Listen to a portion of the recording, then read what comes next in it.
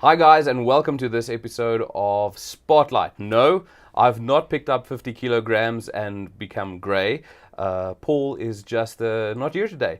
My name is Dewald and welcome to this episode. So in this episode, we are talking to Ludwig Bouwer. Welcome Ludwig, thanks for actually having us in your studio. Thanks, Dewald. Yeah, Cool. it's good hearing from you guys. Awesome, man. Yeah. Ludwig has been in the music industry for quite a while. I think he just mentioned to me his first gig, paid gig, was back in 1991, like way before most of you guys were born. Yeah. But he's been producing and engineering since 2001. So definitely not a new kid on the block when it comes to studio, music production, composing, all of that. But yeah, Ludwig, tell us more about yourself. How did you get into music? Dewald, I just got in by loving music that much. I started by learning piano when I was a kid. You know, the usual thing of parents forcing you to play the piano. And Been through that myself. resistance is futile, so you carry on. And eventually I joined a band as a bass player. I was still in sort of, I think, what do you call that, grade 8, standard 6? Standard 6, yeah. And it just never really let go of me again. You know, music thing bugged, and I kept going. And first gig I played was way back when, still in high school. We were awful, as most bands suck when they begin. Everybody Most sucks. bands suck while they're still been going for. But I just decided this is what I want to do, and I just gave up resisting it, and I just kept going. So I started as a touring musician with a whole bunch of bands, mostly original music. I played in interesting places like Sweden and America and Namibia and Botswana and all these places. But around 2001, I decided I wanted to be able to capture my own band and also learn how to do it properly and develop artists and work with bands. And because to me music is a rush, it's the only drug I need. Yeah, so obviously other than while coffee. in those bands you were probably also recording and that kind of Band room recordings on cassette. It's good old analog desk, get a balance, everybody play properly, because there's no overdubs, no fix-ups, no auto-tune, nothing. Yeah. For you, Ludwig just mentioned the word cassette. Guys, we'll put like a photo of that right in now so you could actually see what a cassette is. So and also analog. Analog, that is a concept that few of you guys understand, and you should, because that's where it all starts. All right, so cool, yeah. So then you wanted to get into the studio stuff. How did you get into that? Well, I literally started collecting recording gear. So it was some simple stuff, a couple of microphones, and literally, as I say, first a cassette deck, and then later on a sort of a multi-track hard disk recorder, Yamaha 4416 it was called, which is a 16-track thing, which is amazing because you could actually record 16 instruments. Now it's unlimited. Almost a full band. Yeah, Well, actually, you no, could do a you full could do band more with than that, that, yeah. actually. I mean, I made albums with that thing. Yeah. And the thing is, it worked like tape. So you could sort of drop in, but then you lose the previous section. So there's, and the other thing is, if you wanted to edit, you've got to zoom in on this little screen, find that kick drum, everything gets cut together, pasted together, and so on. So you learn to really listen, because there's no visual information particularly. You actually your ears need to understand what you're hearing. Not just fixing with whatever the waveform on the screen is telling The other you. thing is, of course, when you cut a wave in the wrong place, it clicks. You can't fix that, so you've got to cut before it clicks, that sort of thing.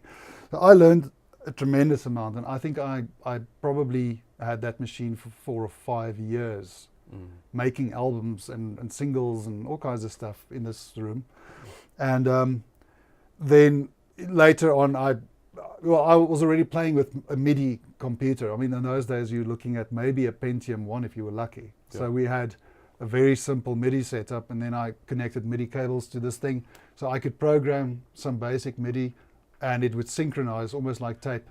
It'd take a couple of seconds, and then everything runs in time. And if you stop, you're in trouble. You've got to Go back a bit. roll back quite a bit for the sync to come up again. But that's how I learned. And the cool thing about that is it's hands-on. And what is interesting about a lot of modern producers that I see, especially like the hip hop and R&B guys and so forth, they're collecting all this old stuff again. Yeah. Because it's the only way to be unique is to get out of the system. Yeah, not looking for that vintage sound, you know. Not just vintage. I think it's the fact that you can manipulate something that's your own. Yeah. My whole problem with the fact that everybody's running the same DAW these days, you know, software. Everybody's got the same samples. Everybody's got the same loops. You know, if you've got Fruity Loops, everybody uses the same bass drop. If you've got Pro Tools or whatever, the problem is everybody has the same stuff. Same set of plugins, same sounds. And to me, that's always been a little bit boring. That's why I don't run any of that. I run a software package called Cakewalk. It's actually free these days. Yeah. It used to be a very expensive package. But the thing about it is it's different. And it forces me to look at things differently as well. And I've always been a musician.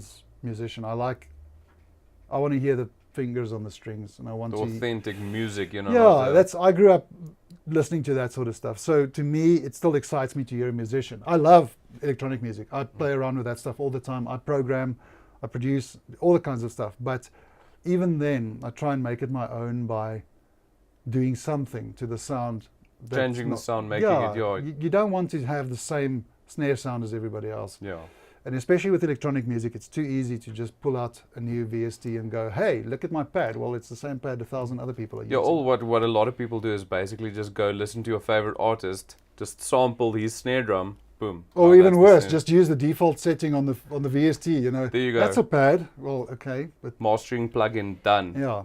Newbie. So to me, it's always been the excitement of hearing musicians sync and the mistakes that musos make, you know. Yeah, like but you see, is it a mistake or is it a human? Is it the groove? You're like not like an error you played wrong, but like literally that little part that's not the same every single hit, or you know. Yeah, so to me that excites me and that keeps me going, and I'm very lucky that I've never been very mainstream, but the artists I work with are very successful in their own way. I mean, name so some of the artists, like, so for people watching this now doesn't know you are, like what were like some of the, you know. Well, I mean, one of the artists that I'm most proud of, I did the first 2 albums for Andra. Now Andra is a singer from Namibia, singer-songwriter. She's done very, very well, and she's got a real cult following, and those albums keep selling. Yeah. And it was a big privilege for me to have her here and for us to create that incredible texture together, and you know, something that you can sort of climb into and live through. And she's got a very unique voice as well, you know. I've listened to her. Yeah, she's a phenomenal talent. And you know, what is interesting is a lot of the tracks that we did on those, especially the first album, actually both of them, a lot of them were guide tracks. You know, we would capture a voice and guitar here and then go and build on that. But the original voice and guitar might have been recorded on a Shure 58 or something, because it's what was handy. The demo, yeah. And then it just sounded so great, we didn't want to change it. And that's the thing about any great artist, is when they perform well, you can put almost any mic in front of them. And that's awesome. And some other names you've been working with recently, what's happening in your life at the moment? You know, I played in a country rock band called Azadee and the Blue River Band, which was a lot of fun. Azadee is from Kentucky, and she lives in South Africa. That was my introduction to country rock and trying to do it sort of the American way. I learned a lot from her. She's a great songwriter, phenomenal singer. I mean, I told someone the other day on that album, I auto-tuned 3 notes on the whole album, and they were like, get out of here. I was like, dude, it's like, I can show you the files. So it's nice to work with people who can really play well. A lot of my clients are African gospel artists. Now, the average guy might not know of these guys, but these guys are doing 80,000 downloads in a week sometimes, you know. There's such a big market, and the world is so segregated in terms of genres that just because you like hard rock, you know, you might not, in that, like, you might not know about a band that's killing it in the Philippines or some other country, but these guys are doing it, you know. So I've been lucky. I did an EP for Desmond and the Tutus, which was only released in Japan. And that was kind of cool. We did the whole thing in a day and a half, including mixing. 6 songs in and out. It was crazy. So that's sort of fun to do. Some of my clients are overseas guys. Neil Brannigan Tyrrell, who's an Irish guy. He's done 2 albums here. I think the Brannigan Turrell kind of gave it away. Yeah, gave it maybe. away. Yeah, the fact that he's 6'5" and looks like a Marine is also quite interesting. Well, you're also not a short. Yeah. Actually, now that you mentioned Azerdy, I remember I came to watch one of your shows. She's about that big. Yeah, she's that big, and you're like that big. You'll notice when I go in, I lean close and down. And then she still has to look up. So anyway, she's great. So I've had a very long career of just working with all kinds of different genres. And I enjoy that. I don't have, someone comes to me with a classical production. I've recorded orchestras. I've recorded jazz ensembles. I've done dance stuff. Sometimes I'll mix tracks for people that I've never met. Guys from Angola who send me hip hop. Yeah. And it's all part of the wonderful world of the internet. You can actually do these things now. Definitely. But I also think, like what you just said with the African artists, something that I've, heard, and this might sound crazy to some people watching, like Sabu Sancha is a drummer that I've recently met. Now, the thing is, I don't know if you know Sabu Sancha. No, I have to check him out. Yeah. Exactly, that's the thing. So here I meet Sabu Sancha. He's a DW endorsee. He's a Sabian Sybil endorsee. He's he's like this crazy drummer. He's got so many albums to his name. Yeah. And just because I think of the culture thing, obviously us listening more to rock, and country, that type of thing, the entire African culture is something that, like you say, we segregate the market so much that we miss out half of the people there. So we think in this industry there's not enough work. No, it's just you're not positioning yourself right. Or what would you? Years ago I did a career day at a music college, and they were second year students towards the end of their year, and I was asked to give an hour and a half talk about being a music producer. And I challenged everyone there. Basically, I said to them, okay, what do you guys listen to? And that group said hip hop, and that group said hard rock, and that group said this and that. So I said to the guys who like hard rock, okay, name the latest hip hop hit. And of course, they couldn't. I said to the hard rock guys, okay, what is the latest Celine Dion thing or whatever? And my problem with it is no one knew anything outside their own genre, which means they keep stealing from each other instead of cross-pollinating genres. Yeah. And my whole point was, if you're really interested in music, then go get interested in music and go and find out what you're missing. Some of the most incredible stuff is happening just north of our border in, Zimbabwe or Botswana. These amazing melodies and harmonies and things that these guys are doing. And if you listen to guys like Zahara or Amanda Black or any of these artists. Sabu Sancha is the drummer for Zahara. Well, there you go. So that's a phenomenal drummer then, because I love Zahara's music. I don't know that's his name, but I'm lucky to work with K-Beats, who's Amanda Black's drummer. And the stuff that he's shown me, I work with a lot of Malawian gospel artists and stuff, and these guys bring other colors and other flavors to music. And someone posted a thing on Facebook the other day that rock is dead. And quite honestly, it is. And the reason it's dead is because rock musicians are too scared to challenge themselves. And when a band like Imagine Dragons or, AWOL Nation or something comes along, which is sort of, boundaries, they push the boundaries way beyond, then the rockers, batten the hatches and they go, well, that's not rock. Well, I'm sorry for you, brother. That's what people want to hear. Definitely. And if you took that and made your own again, and somehow reinterpreted it, maybe people would want to listen to rock. And you could actually make a living from it. And at the end of the day, it's nice to have a hobby, but it's a bit of a different thing when you actually have to pay your bills with it. And a lot of the so-called I don't do this or I don't do that kind of decisions are based on people who don't actually have an overhead. They're not hungry. Daddy's still paying their rent or whatever the case might be. The only thing that I say is I won't work with bad artists. If someone cannot sing, I'll send them for lessons. Correct. If they cannot pass the lessons, then I won't work with them, etc. Those are mine. But in terms of genre and style, I've never turned anything down. I just enjoy all of it. All right, so that will bring me to this question, like in the economy and the environment we find ourselves in, and being on the southern tip of Africa, would you say that it's a feasible option for, let's say, someone watching this now, 18 years old, they want to go study music, they've got a passion for it, also they want to engineer and produce. Is there a career for them? Would you say that the industry is big enough for someone to actually, make a living from it, pay bills? I think that it's the same as with any other field of study, except the difference is there's not a demand. You have to create the demand. Okay, so you're not going to graduate like a lawyer and a medical doctor and pretty much be guaranteed a job. If you're dedicated and you're good and you don't mess people around and you're honorable, then you'll have a career, because a lot of guys are making a living in this music industry. No one's getting rich. But if you are dedicated and you're willing to learn and you're willing to keep furthering yourself, then by all means. The one thing that I find amazing is how few guys who pretend to call themselves engineers and producers cannot play a musical instrument.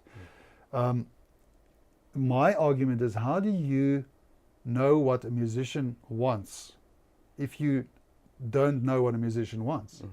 I'm not saying be a virtuoso and play 59 instruments. But understand the instrument. If you don't know what it feels like to be on stage, if you don't know what it feels like to be hauling gear 3 o'clock in the morning in the winter, how can you understand what these guys are going through?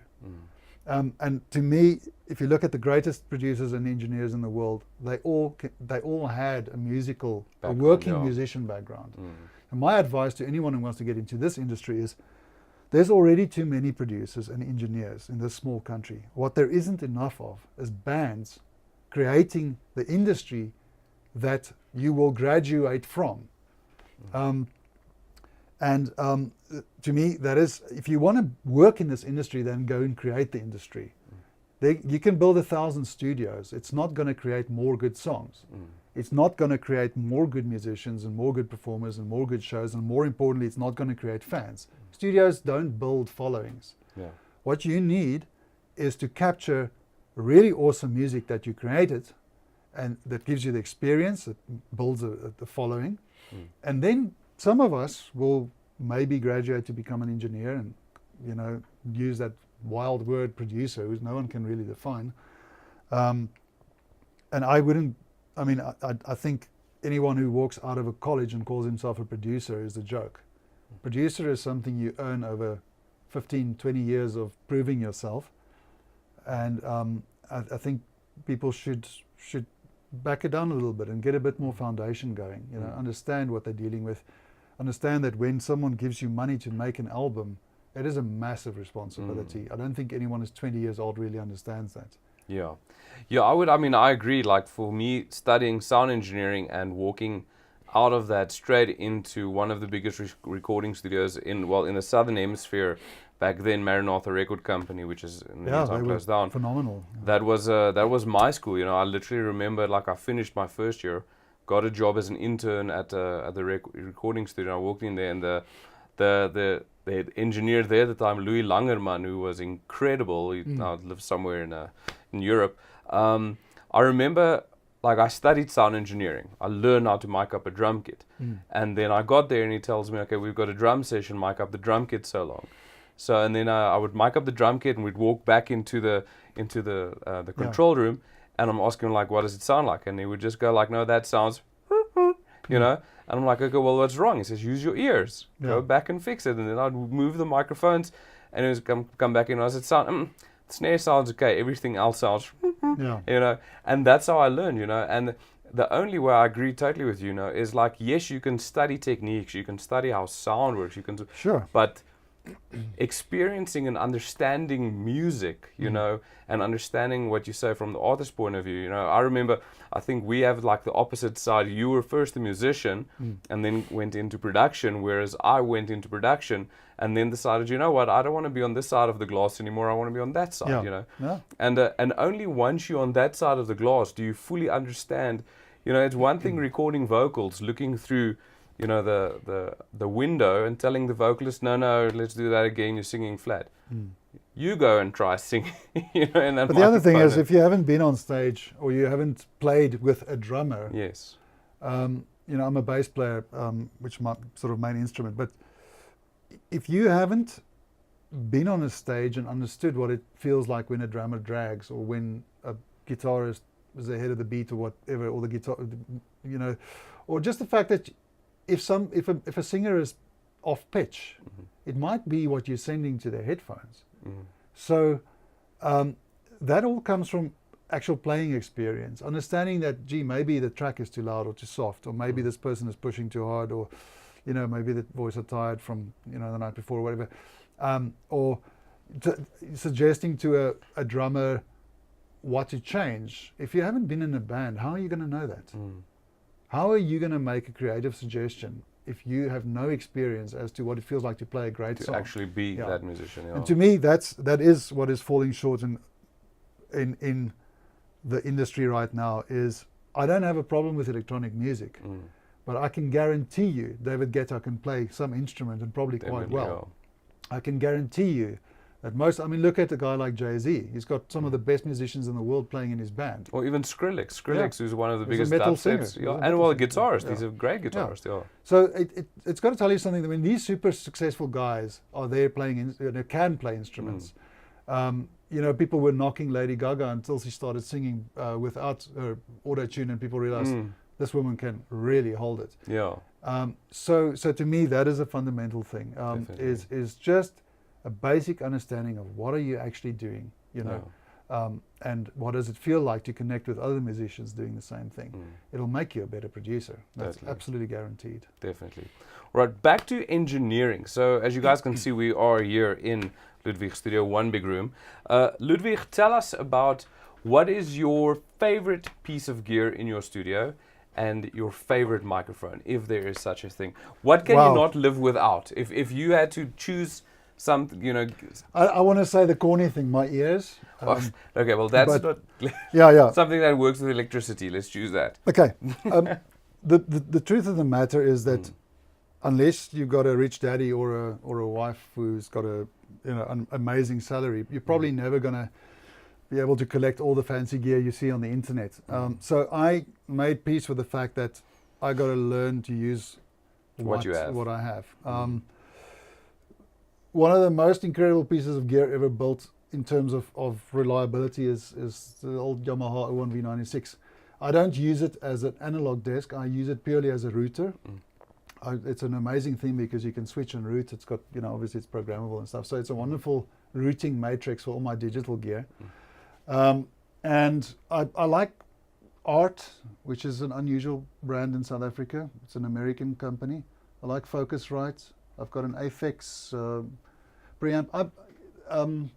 There's even a Behringer, but the Behringer has been converted by a company called Blackline Audio in Chicago. So the only thing that's left of that particular Behringer is the casing and the PC board. And that unit actually has phenomenal sound specs. It's every piece of gear I have is because I can really use it. So I wouldn't sell any of this stuff. You know what it sounds like, you know what you're going to get from it. I mean, I love these Yamaha HS80s. That's the old model. I've also had a pair of them. I use them to me, they just give the sound I like. And like any monitor, you can buy the most expensive monitors in the world. You have to learn to listen. And the mistake that a lot of guys make is they keep changing their gear. They keep changing their monitors. And that's just stupid because anything above a Behringer or something is good enough. Even a Behringer, I've heard good mixes coming out of those things, you know, the reveals. But it was the guy that understood what they sound like. Yeah, the Behringer Truths. Yeah, I mean, at the end of the day, little grot boxes, the Auratones, they sound terrible, but there's a reason people use them. I've got my own version of that in the bottom on the corner of the floor, which I also mix through. There's a reason they're down there. Because that's what people actually listen to. They don't listen to 20,000 rand speakers. But I think I love Rode microphones. Superb quality, value for money. I've been very lucky. I have access to original Neumann U87s and stuff like that, AKG 414s, all the original stuff, 80s series stuff and 70s. And they're amazing to work with. I mean, but no one can afford a 60,000 rand mic second hand, you know, let alone buy 5 or 6 of them. Brand new, so to me, it's just been a question of find the best stuff that sounds right to me. And that's the other thing is every guy's got a different reference point. Yes. If you want to use a 57 on a snare, then do that. If you want to use an Audex on a snare, then do that. But it's good to compare the two and then go, oh, I like what I hear. And also, I didn't go out and buy everything in one shot like most guys. You sort of collect stuff. and then hopefully you collect something a bit better, and you go, oh, that's nice, and then you put the other one in the cupboard. And I have an AKG D12 bass drum microphone, which is quite cool. That is an old mic that it was made for DJing, as far as for broadcasting, and then people realized it was great on kick drums. Yeah. So every now and then I'll pull that out for jazz session. Yeah. But I mean, everything in this room is functional. I don't have anything that I don't use. I've got a truckload of guitars back there, but every single one is there because I know that sound is going to be used on That's something. what you want. For those of you watching, we will take some photos and put them in here as well, so you could see what the rest of Ludwig's studio looks like. So yeah, at the end of the day, it's just find a piece of software that you're comfortable with. Stop buying too much junk. The next piece of software isn't going to make you a better engineer or producer. In fact, it's going to hide what you've your learned from the shortfalls. previous. Yeah, that's what I find is, the worst thing that can happen to you is Black Friday and all the things running up to it. We're 2 days from Black Friday. So, Yes. wave specials. Listen, plugins are wonderful things, but the thing is, it's not a solution to learning how to use your gear. And I have friends who've got hundreds of thousands of rands worth of plugins, but they don't make music. They don't make music. It's just cool to look at. Yeah. Find some stuff that works and stick to it. Whether it's Pro Tools, Cubase, Logic, who cares? It's all irrelevant. The worst thing is these discussions on Facebook about, hey guys, I want to make a professional recording. What should I use? Dude, it's all zeros and ones when it's in there, man. Yeah. It doesn't matter. Find something you're comfortable with. Yeah. These days, a lot of it is free. Compare, listen to international productions and work out how they did it. The internet is your friend. There's no more excuses for bad production. That's why you guys are watching this on the internet. Yeah. So, to get into technical stuff and how to use, I don't do that because at the end of the day, What does it sound like? yeah, can people sing your chorus? Yes. No one sings the snare drum on the way home. Can they bob their head to the beat? Yeah, I've got a friend who's a phenomenal sound engineer. He's been instrumental and just worked with some big international artists. And when you get into these discussions about should I buy a Manley or should I buy a Langevin or whatever preamp, he goes, have you got a chorus that people can sing? Because if you have that, no one cares. Who's going to require? And we, unfortunately, because this industry is so driven by, I have to be successful, I want to be part of the cool circle, I want to this and that. The software and hardware, but particularly software companies these days, are exploiting that. Definitely. And they're going, if you only had this plugin or only had that whatever signature plugin, you could have that sound. You could be the next whatever. And we all know it's a lie, but we still fall for it. Yeah, definitely. All right, so I think we are running out of time for this episode. But Ludwig, that was great chat. I still wanted to ask you, if you have any advice for people out there. But I think, advice was given throughout. It was really, really insightful. And, yeah, absolutely. The only thing I can say is if you're honestly, truly interested in the subject and you want to make a living out of this, then be interested. Yeah, awesome. Cool. Thanks so much, Ludwig. It's great having you, having you here at your studio. So, guys, if you're interested in finding out more about Ludwig and One Big Room Studio, his links will be in the description below. Go check him out. If you want to have a chat with him, contact him. If you want to, come record at his studio, contact him as well. Yeah, awesome. Cool. See you guys in the next episode.